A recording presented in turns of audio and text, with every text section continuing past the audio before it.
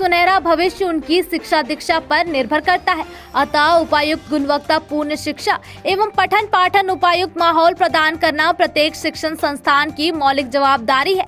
Prestige प्रबंधन एवं शोध संस्थान ग्वालियर नए शिक्षण सत्र का प्रारंभ दीक्षांत समारोह के साथ आयोजित करता आया है। इस शिक्षण सत्र 2023 से 26 में BBA पाठ्यक्रम के लिए दीक्षारंभ कार्यक्रम का आयोजन दिनांक 5 जुलाई 2023 को संस्था के प्रांगण में आयोजित किया गया। देश भर से स्कूली शिक्षा पूरी करने के बाद जिन छात्र छात्राओं ने प्रेस्टीज प्रबंधन एवं शोध संस्थान ग्वालियर को अपनी सनातन शिक्षा ग्रहण करने हेतु चुना, उन्हें आज प्रेस्टीज प्रबंधन एवं शोध संस्थान ग्वालियर के प्रांगण में नवीन सत्र के दीक्षारंभ समारोह में आमंत्रित किया गया। दीक्षारंभ कार्यक्रम के दौरान छात्र छात्राओं का उत्साह उनके चरम पर देखते ही बन रहा था। एक तरफ स्कूल के अंतिम पड़ाव को छोड़कर कॉलेज के प्रांगण में खुद को छात्र रूप में महसूस करना सभी नए छात्र छात्राओं के लिए बहुत सुखद अनुभव दिखाई दे रहा था।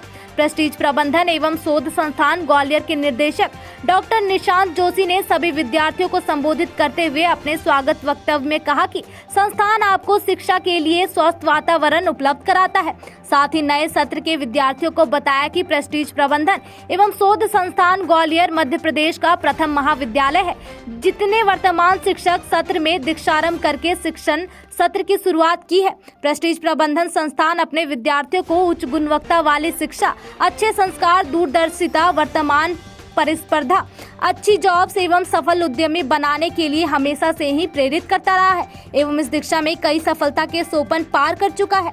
डॉक्टर जोशी ने बताया कि प्रेस्टीज प्रबंधन संस्थान में विद्यार्थियों को आज के व्यावसायिक जगत की आवश्यकताओं को ध्यान में रखकर एक सफल विद्यार्थी के साथ साथ उन्हें उद्योगों में काम करने एवं चुनौतियों का सामना करने के लिए तैयार किया जाता है, जिससे एक अच्छा भविष्य निर्माण किया जा सके। उन्होंने बताया कि आत्मविश्वास, सृजनात्मक और परिश्रम के मनोभाव से सफलता को निश्चित ही पाया जा सकता है।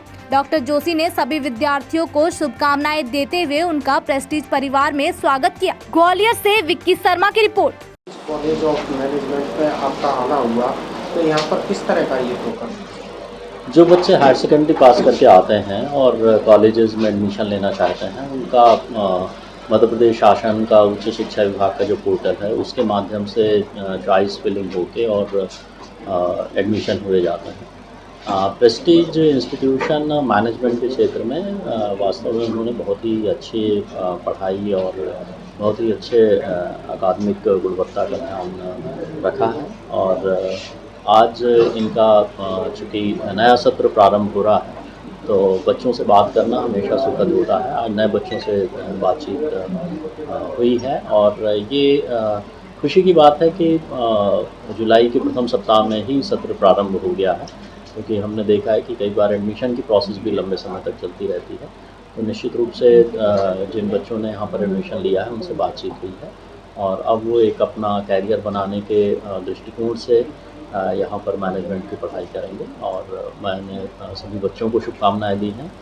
साथ ही यहाँ पर जो पढ़ाने वाले टीचर्स हैं उनसे भी बात हुई है और मुझे आशा है कि वो बच्चे अच्छा परफॉर्म करेंगे, क्योंकि ग्वालियर के आसपास के क्षेत्र में जो हमारे इंडस्ट्रियल एरिया है, चाहे वो मालनपुर हो या महाराजपुर हो या बानमेर हो, वहाँ पर भी एक प्लेटफॉर्म बच्चों को मिलता है कि वो मैनेजमेंट रिलेटेड और विशेष रूप से इंडस्ट्रियल मैनेजमेंट रिलेटेड विषयों पर वो वहाँ पर कुछ व्यवहारिक ज्ञान भी प्राप्त। सर, अंग्रेज जिस समय यहाँ पर शासन चला रहे थे तो लॉर्ड मैकाले की एक शिक्षा नीति थी, to make the Indian people as a servant not a master.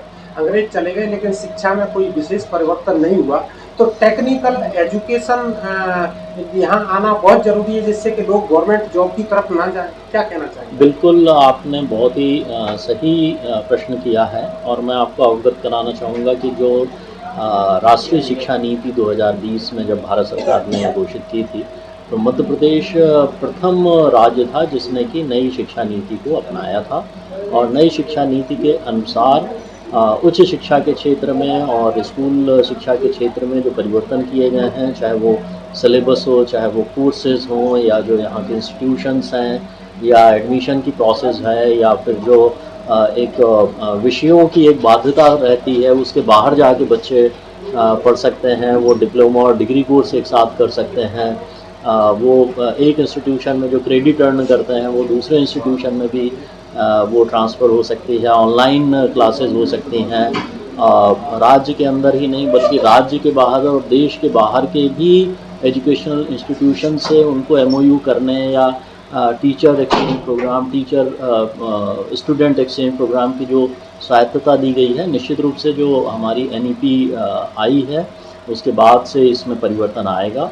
और मैं आपको ये भी अवगत कराना चाहूँगा कि उच्च शिक्षा विभाग के अभी जो कोर्सेज़ हैं उसमें थ्योरेटिकल के साथ साथ प्रैक्टिकल, इंटर्नशिप, प्रोजेक्ट वर्क और एंटरप्रेन्योरशिप के भी काफ़ी उसमें विषय समाहित किए गए हैं। तो जो आपने प्रश्न किया है उसका जवाब एनईपी में है।